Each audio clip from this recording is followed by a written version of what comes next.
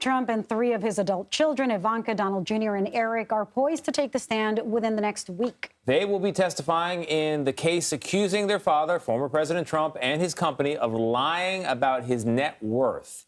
So unlike his two sons, Ivanka is no longer named as a co-defendant. However, a judge ruled Friday that the second eldest Trump child can be subpoenaed to testify, and she is set to address the court Wednesday.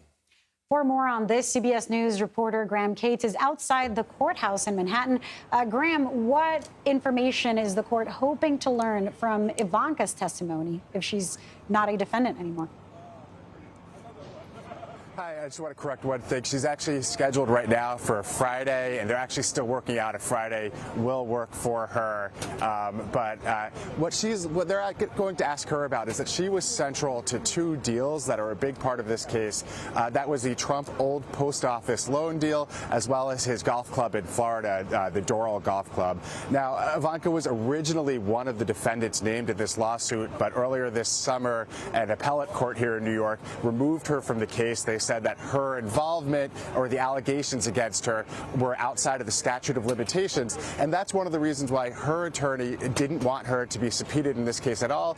He said she's no longer part of it. She doesn't even live in the state, and so we don't know why the attorney general wants to question her. And the attorney general said those deals that she was a part of, even though she's not named as a defendant anymore, those deals are very much important to this case, and we need to hear from her about that.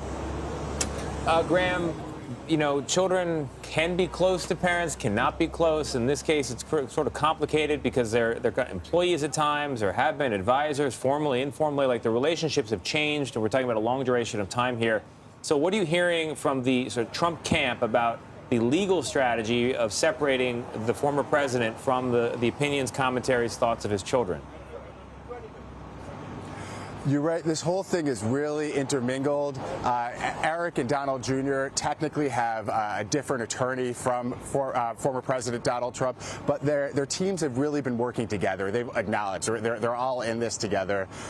When one of the witnesses in this case, Michael Cohen, who used to be an attorney for Donald Trump, kind of implicated the three adult children in this fraud scheme. And I want to note, Trump and his children have actually already been found liable for fraud in this case.